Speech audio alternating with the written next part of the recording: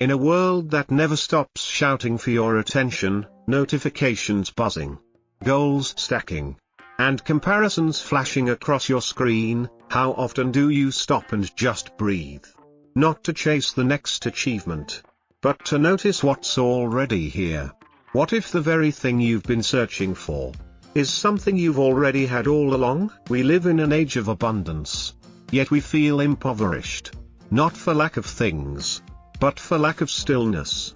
Our lives are saturated with data, choices, opinions, and yet, somehow, they often feel empty.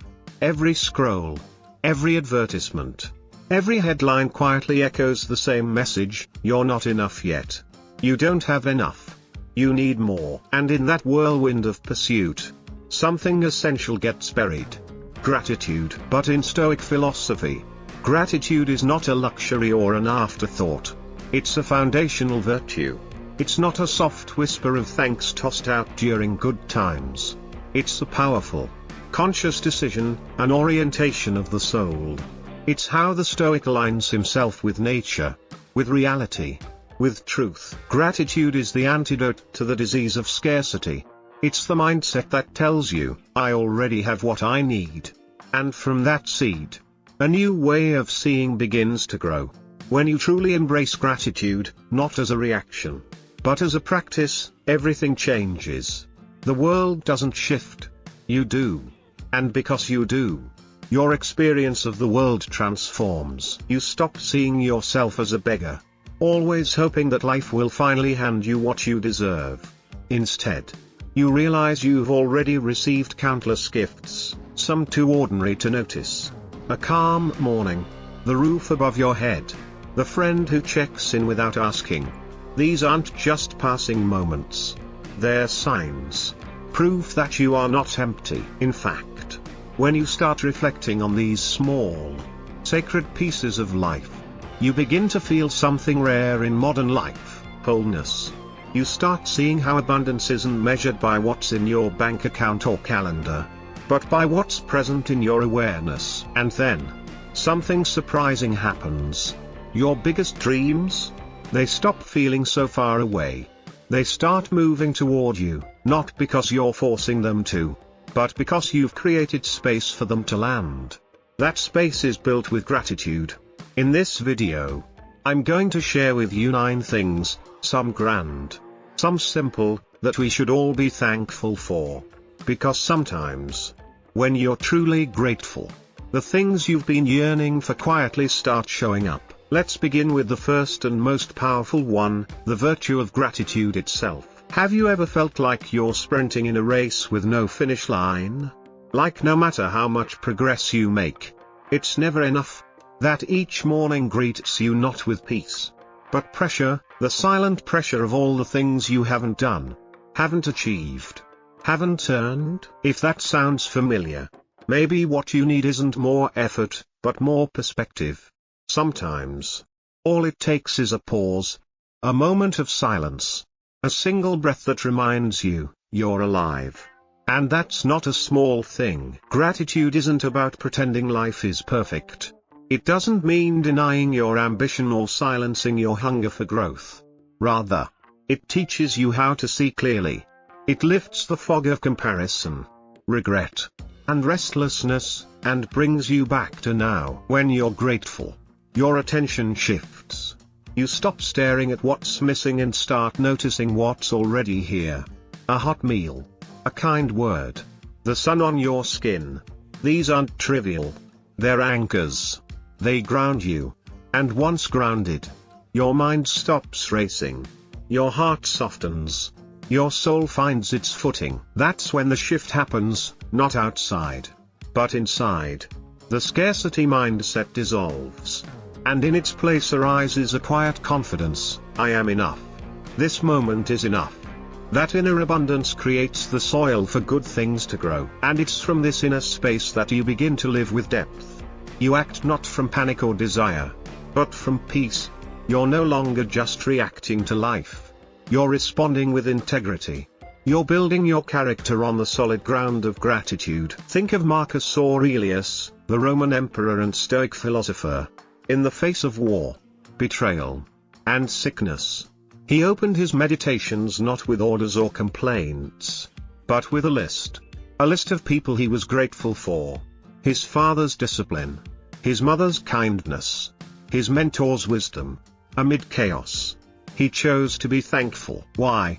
Because he understood that gratitude anchors the soul. When everything around you is in motion, gratitude steadies you. It doesn't erase your problems, but it keeps you from being crushed by them. And you don't need to wear a crown to practice this. You just need to pause, to look at your life and say, what do I already have that I once prayed for? Maybe it's your health. Maybe it's your resilience. Maybe it's the fact that you've made it through what you thought would break you. That matters. That's worth honoring. When you do that, when you say thank you, even silently, you're not just sending out good energy. You're creating a new mental environment. One where joy, clarity, and even success can flourish, not forced, but invited. From that place, you make better choices. You choose relationships that nourish you, work that fulfills you, and a life that reflects your deepest values. And slowly, almost quietly, the things you need begin to find their way to you. Not because you're chasing them, but because you're finally ready to receive them. So once you've rooted yourself in gratitude, truly felt it, not just thought it, you've already taken the first step toward a life of inner abundance. But where do you go from there? The answer isn't in chasing more. It's in deepening your focus. Start now. Not tomorrow. Not next week. Just pause. Close your eyes. Breathe in deeply. Let your mind settle. And as you exhale, gently call to mind 3 things, just 3, that you're genuinely grateful for today. Don't just name them. Feel them. Let your senses engage. See the face of someone you love. Hear the laughter you shared. Touch the warmth of a memory or the comfort of a quiet morning. That moment of stillness, that's your first gift. And that one mindful act might do more for your soul than hours of striving ever could. Because when you begin your day rooted in appreciation, you're no longer driven by scarcity. You're no longer running towards some elusive finish line. You're standing still, centered, full, and aware that life has already started giving back. Number 2, set a good intention. James Clear, author of the best-selling book Atomic Habits, once said his goal wasn't to become a household name or sell millions of copies. His real goal? Write 2 solid pages every day. That's it. He focused on what he could control. His process. His discipline. His present action. And it was that consistent effort, not big dreams or flashy declarations, that ultimately led him to global success. This sounds like modern wisdom. But in truth, it echoes the ancient Stoic spirit. Today, many people set intentions with the hope of attracting success, money, fame, as if the universe is a vending machine for our desires. But a Stoic doesn't bend the world to their will. They align themselves with it. Stoic intentions aren't about pulling things toward you. They're about stepping into harmony with the rational order, the logos, that governs everything. A Stoic doesn't write down, I will manifest my dream job. Instead, they ask, am I acting with patience today? Am I maintaining integrity, even when no one's watching? Am I standing tall when the ground beneath me trembles? These questions don't aim at outcomes. They aim at who you are becoming. Because to a Stoic, the only thing you ever truly own is your character.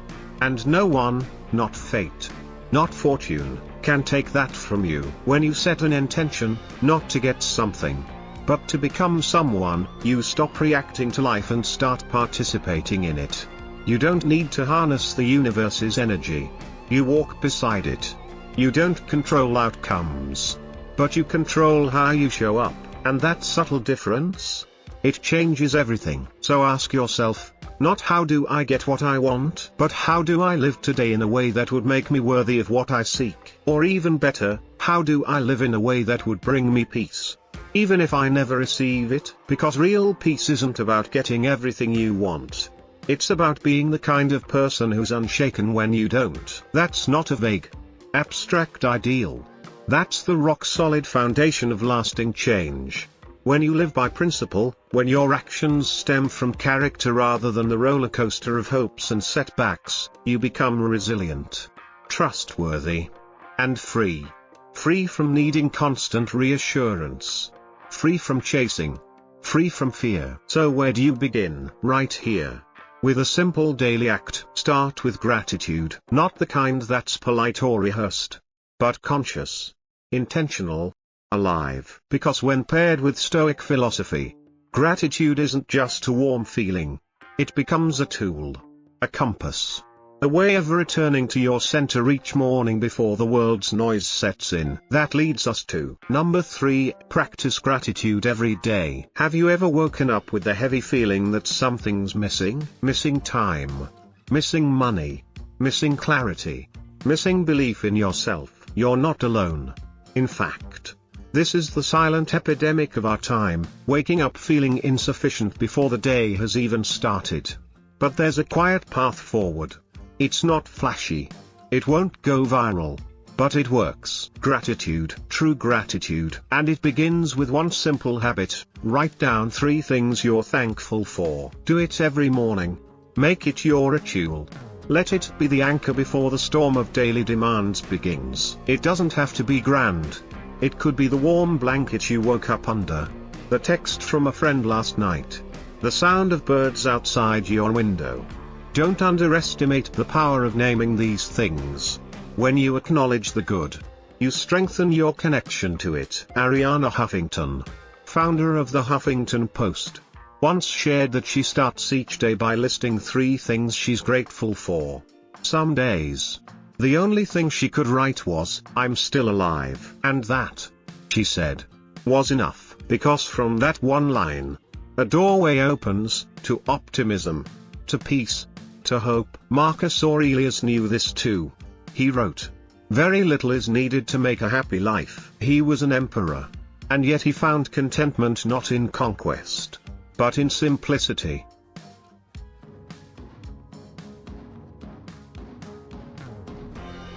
As we explored earlier, gratitude isn't just a ritual.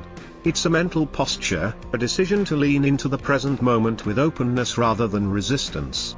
When practiced consistently, it doesn't just change your day. It begins to rewire how you experience life itself. It is all within yourself, in your way of thinking. This timeless Stoic quote carries immense power. In a few simple words, it reveals the root of both our suffering and our salvation. Because it's not the world that needs to change, it's how we see it. Gratitude isn't about waiting for external conditions to improve. It's about shifting your internal lens. Instead of obsessing over what's missing, you begin to see what's been here all along. And that shift, subtle as it may seem, begins to radiate outward. When you feel full instead of empty, calm instead of craving, you vibrate at a different frequency, one of quiet contentment. And the world, like a mirror, often responds in kind. But here's the beauty, gratitude doesn't demand grand gestures. You don't need the perfect setting or a special app. You just need a moment, a chair, a pen, or even just your breath. Sit down, be still, be real. Think of something, anything, that you're genuinely grateful for. Not because you should be, but because you are. Maybe it's the comfort of your morning coffee. Maybe it's a lesson learned the hard way. When you write it down, no matter how small, you're telling yourself, I'm ready to see what's good. And from that tiny signal, something begins to grow. But don't stop in the morning. Evening is sacred ground. After a day of doing, of giving, of reacting, it's your time to come home to yourself. Before you sleep, take a few minutes to reflect. Ask yourself, what did I do well today? Where did I fall short? What can I do differently tomorrow? This isn't about self-criticism. It's about awareness. Becoming your own observer without judgment or ego. That's a defining trait of the Stoic mindset. No blame. No dramatics. just clarity. When you do this consistently, morning gratitude and evening reflection, you begin to align your life to a higher frequency. Not one of frantic motion, but steady evolution. You stop resisting reality. You start flowing with it. Like a locked door that never opened through force, but yields when you simply turn the handle gently. And here's the secret: you don't need to believe in magic or mysticism. Stoicism doesn't ask for faith. It asks for practice. Try it. Just 7 days. 7 days of writing what you're grateful for in the morning. 7 nights of quiet reflection. Watch what shifts, not just outside of you, but within your mind. Your focus sharpens. Your emotions stabilize. You stop chasing and start receiving. When you change the way you see, everything else begins to move. Have you ever tried keeping a gratitude journal? Do you already have a morning or evening ritual that keeps you grounded? Share it in the comments. Your experience might be the message someone out there is desperately waiting to hear. Number 4, cultivate a gratitude mindset. Ask yourself, what do you think you still need to be happy? A higher income? A better job? The perfect partner? Maybe you're telling yourself, once everything is in place, then I'll feel grateful. But pause. Imagine something. You wake up tomorrow, and suddenly, you've lost your hearing. No more music, no more laughter, no more voices of the ones you love. Or perhaps someone dear to you is gone, without warning, and you never got the chance to say thank you. Wouldn't that make you want to return to this very moment? To hold on to everything you're experiencing now, even the seemingly insignificant things? This mental exercise is called negative visualization. And it's one of the most powerful Stoic tools. It's not meant to make you sad. It's meant to make you awake. When you imagine losing what's familiar, your appreciation for it multiplies. Suddenly, your normal day is sacred. The noise you once found annoying becomes music. The routine you found dull becomes a gift. It's in the shadow of potential loss that gratitude finds its sharpest focus. The modern world will always push you to want more speed, more success, more stuff. But the Stoics teach something radically different. You don't need more. You need to see differently. They called it amor fati, love your fate.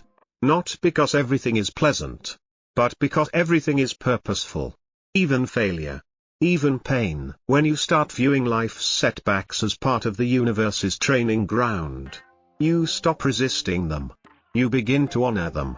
Because each challenge, each heartbreak, each delay, shapes the strong, resilient soul you're becoming. So here's the hard question. Can you be grateful even for your sadness? Even for your loss? Even for the pain that still echoes in your chest? The answer, though difficult, is yes. Because gratitude is not reserved for easy times.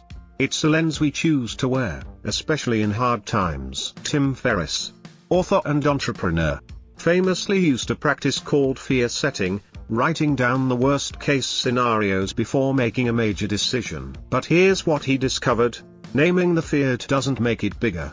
It makes it smaller, less mysterious, more manageable. And from that place of clarity, you can act, not from panic, but from power.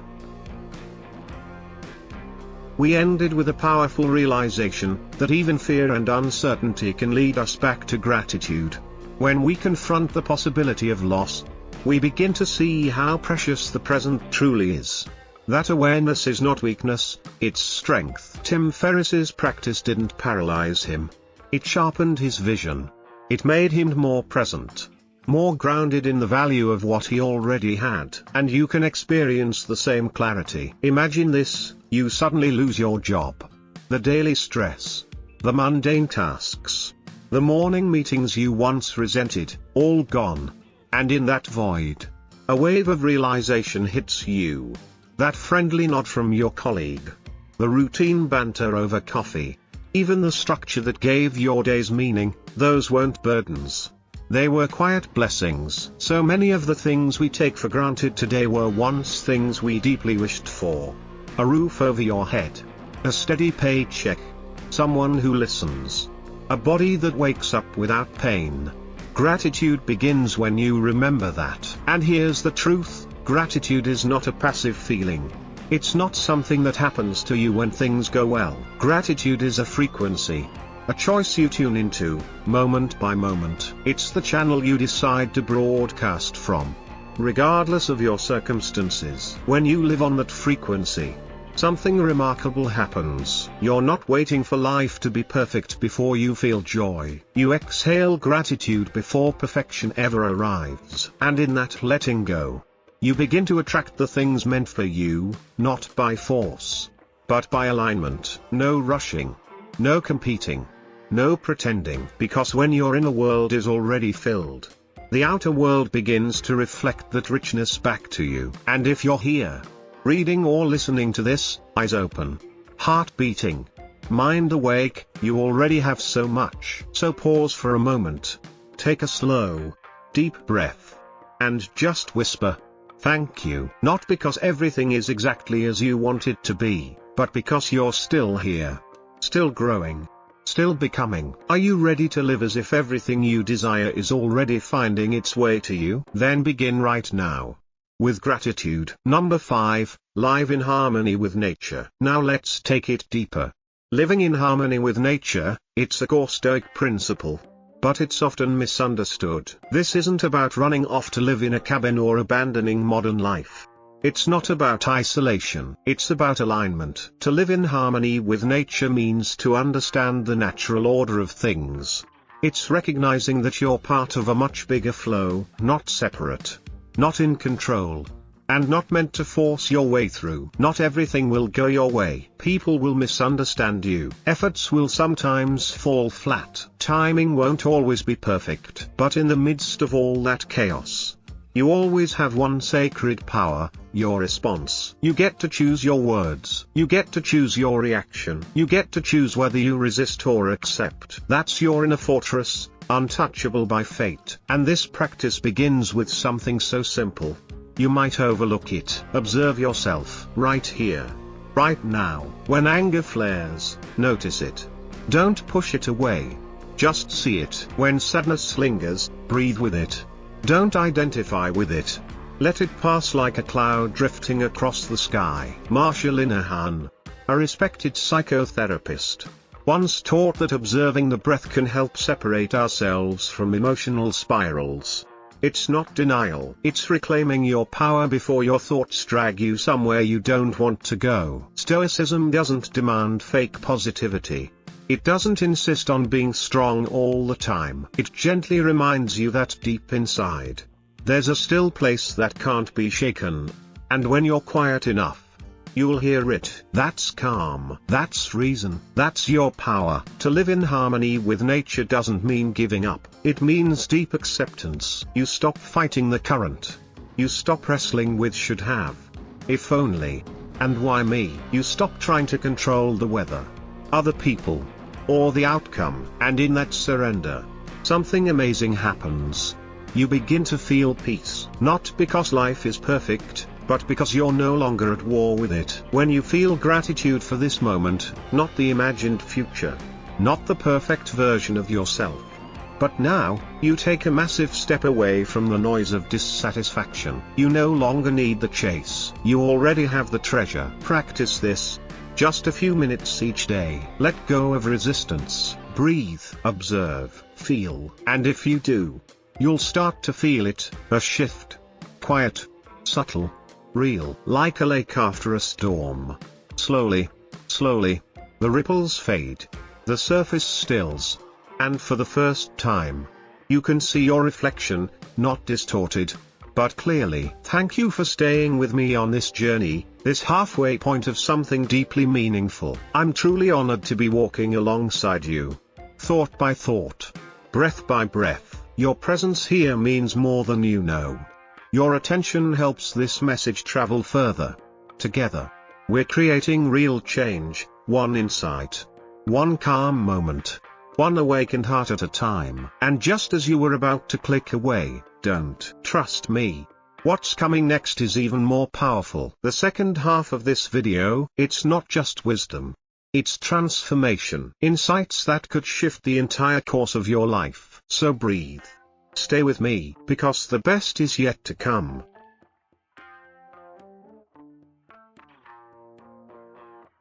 We've learned that gratitude and harmony with nature begin as daily choices.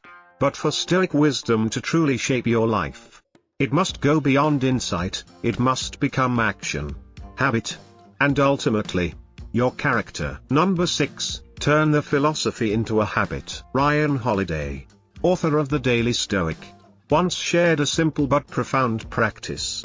Every morning, before he begins writing, his eyes land on a single line taped in front of him: "The obstacle is the way." That quote isn't just decoration, it's direction. What sets Ryan apart isn't that he knows Stoic philosophy, it's that he lives it. Every single day. He doesn't merely admire the Stoics, he applies their mindset. He's turned philosophy into habit. Because here's the truth, living a Stoic life isn't about quoting Marcus Aurelius or watching motivational videos on YouTube. It's not about nodding along with ancient wisdom and then forgetting it. It's about making these ideas real, embedding them into the fiber of your day-to-day life. And one of the most powerful yet simple practices you can begin with: gratitude and kindness. When you say thank you for a small favor, when you send someone a message wishing them a good day, that's not just good manners, that's practicing virtue. In Stoic terms, that's justice. That's kindness. That's living like a rational, honorable human being. You don't wait until you feel inspired to do good. You choose to do good. And over time, the inspiration catches up with you. But how do you remember to live this way, especially on stressful, noisy days? Look to how real Stoic practitioners do it. They use reminders. And not the kind filled with cars, yachts, or status symbols. Instead of hanging vision boards with luxury goals, tape meaningful quotes near your mirror or bedside. Let Marcus Aurelius or Epictetus greet you in the morning. Let their words echo through the noise. These aren't just motivational phrases.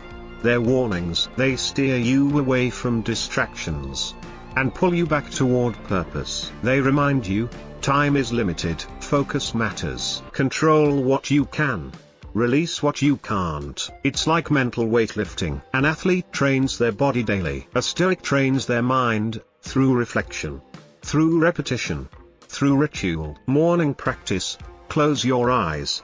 Take 3 deep breaths. Ask yourself, who am I likely to meet today? What challenges might test me? How will I respond, not react? This is your mental preparation, your armor. Evening practice: put the phone down. Open your journal. Ask, did I live rationally today? Was there a moment I lost control? What can I carry into tomorrow, and what can I leave behind? These short reflections are the foundation of discipline. No one becomes calm, wise, or grounded by accident. It's trained, deliberate, chosen, over and over again. You don't need a library of philosophy books to live well. You just need one sincere thank you. One moment of grace. One sticky note that meets you at the exact time you need it. From there, Stoicism won't feel distant. It'll become familiar. Your rhythm, your anchor, the quiet presence inside you that speaks when the world gets loud. Each day, you won't just exist, you'll live with direction, with strength. And when that happens, what you need will come. Not because you begged for it, but because you were ready to receive it. Number 7, reinforce and spread. The Stoic philosopher Epictetus once said, "Be silent as to services you have rendered, but speak of favors you have received." This isn't about pretending you didn't help others. It's about humility.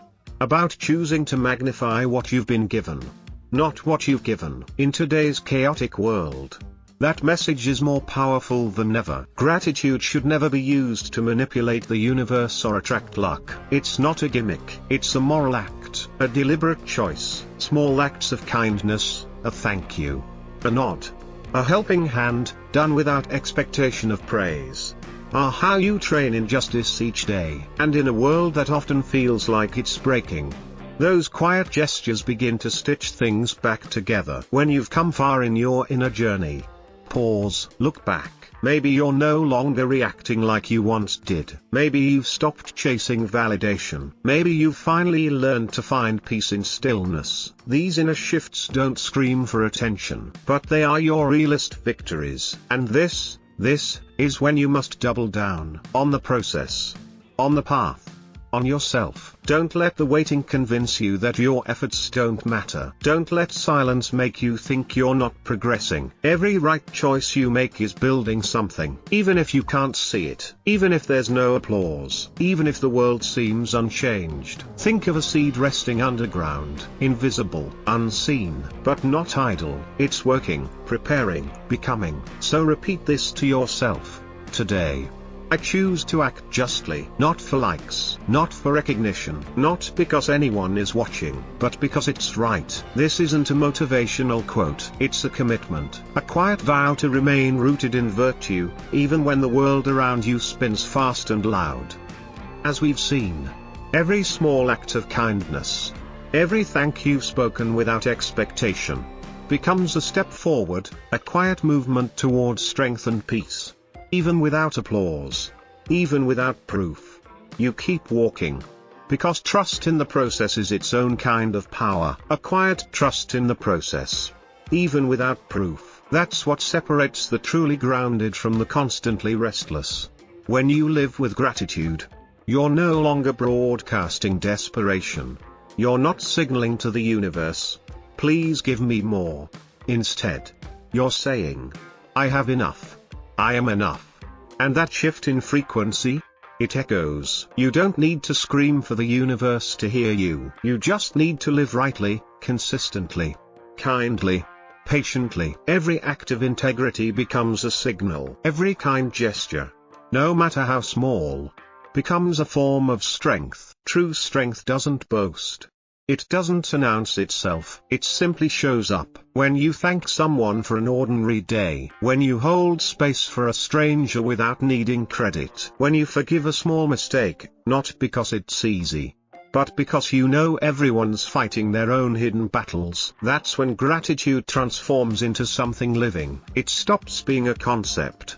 It becomes a way of being. You're no longer fixated on what's missing. You're no longer grasping or proving. You're simply giving. Not to get, not to impress, but because you're already full inside. That's the essence of a sustainable life. Not be grateful so the universe rewards you, but be grateful because you already have more than enough. And in that posture of contentment, something beautiful happens. What you once longed for, the peace, the purpose, the fulfillment, begins to come toward you. Not through chasing, but through presence. You're no longer trying to control the future. You're doing the next right thing in the present. And strangely, gently, life begins to respond. But what about the hard days? What about the moments when the dream cracks? When you're betrayed?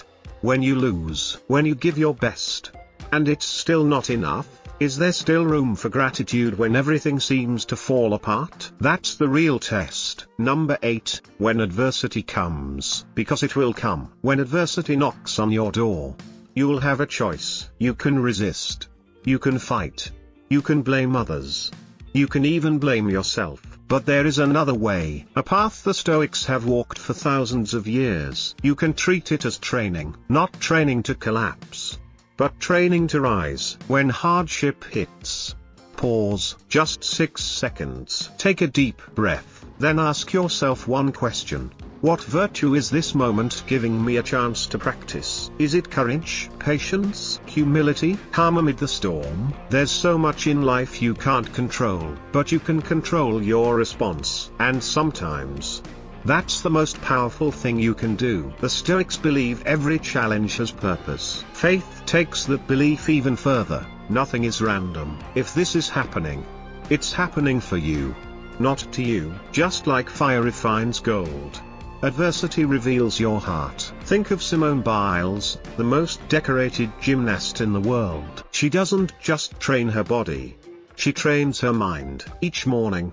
she writes in her journal, "Today I focus on courage and discipline." She doesn't write about winning medals. She writes about building character. And that focus is what gets her through the moments where others would give up. When the door closes, maybe it's not rejection.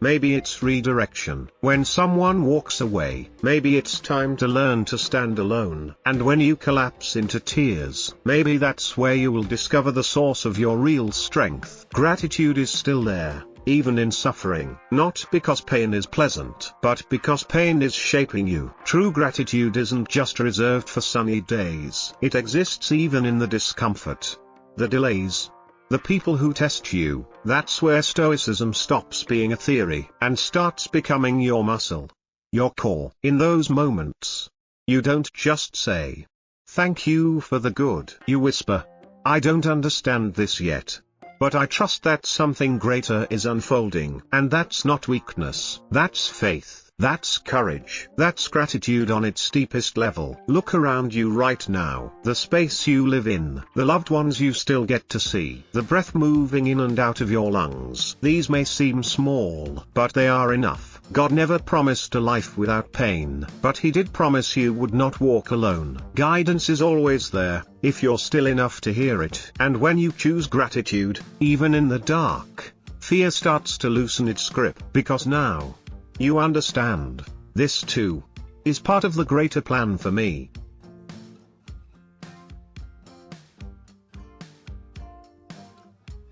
When adversity enters your life, it's not the end of the path, it's a powerful turning point. If you've learned to respond with gratitude even in hardship, then you're already stronger than most. Now, the question becomes, will you stay the course? Even when results don't arrive on your timeline. Adversity is not the end. It's an invitation to grow, an invitation to live in deeper alignment with your truest values. And every time you choose presence over panic, awareness over reaction, you're sending a clear message to life, to the universe, to God, I'm ready. And when you're truly ready, not just wanting, not begging, but ready, everything you need, not just what you want, begins to find its way to you. Not because you forced it, but because you became the kind of person who is open enough, whole enough, wise enough to receive it. Number 9, keep going. 2 Stoic principles can change your life the moment you truly absorb them. Amor fati, love your fate. Embrace everything, both the joyful and the painful, as necessary parts of your journey. Memento mori, remember death. It's not morbid. It's a reminder that each moment is precious, fragile, and fleeting. When you carry both of these in your heart, you stop panicking about what hasn't happened yet. You stop expecting life to be on your schedule. You begin to trust that what's meant to come will come. And if it hasn't come yet, maybe that's okay too. You'll have the strength to endure waiting. Have you ever felt exhausted from waiting? Waiting for the opportunity to arrive, for the love to appear, for the outcome you've worked years for? It's tempting to believe that if you just try hard enough, life has to deliver. But reality doesn't follow our scripts. And maybe it's not meant to, because the most important thing isn't what life gives you, it's who you become while you wait. When you keep moving forward without guarantees, when you practice gratitude in the face of uncertainty, that's not weakness. That's true greatness. In 2015, Oliver Sacks, a brilliant neurologist and writer, learned that he was dying of cancer. His response wasn't fear. It wasn't bitterness. He wrote a farewell essay titled My Own Life, in which he thanked everything, the people he loved, the lessons he learned, even the death that was approaching. He didn't resist fate. He embraced it. That is amor fati in action. That's what it looks like to stand firm in the storm. Not by pretending it isn't real, but by facing it, with grace, strength, and acceptance. You might not know what's coming next, but you always control your next step. You can continue. You can be grateful for what's already here, even if what you desire hasn't shown up yet. Because gratitude becomes a frequency, steady, grounded, unwavering. It no longer depends on results. It simply is. You don't need a limitless universe to believe in tomorrow. You just need to believe in your ability to face tomorrow, whatever it brings. Don't confuse persistence with stubbornness. To keep going doesn't mean to charge blindly against the current. It means to move with awareness, to adapt with dignity, to trust your roots, even as the wind howls. Each time you choose gratitude, each time you keep going when giving up would be easier, you are rebuilding yourself. And one day, without even realizing it, you'll look back and see that the things you thought you needed you already had within you. So, keep going, not because life guarantees you'll get exactly what you want, but because you are strong enough to handle what comes. And in that quiet, grounded place, you've already won. Life is not a negotiation. It's a test of attitude. Like a tree that doesn't fall when the wind comes. Not because the storm weakens, but because its roots grow deeper with every blast of wind. You don't know what tomorrow holds, but you're still alive, still breathing, still standing, still blessed with one more moment to be grateful, to love, to try again, to keep going, because continuing in gratitude is already the gift. You see, everything you truly need already exists within you. All the chasing, that's just for things, external tools.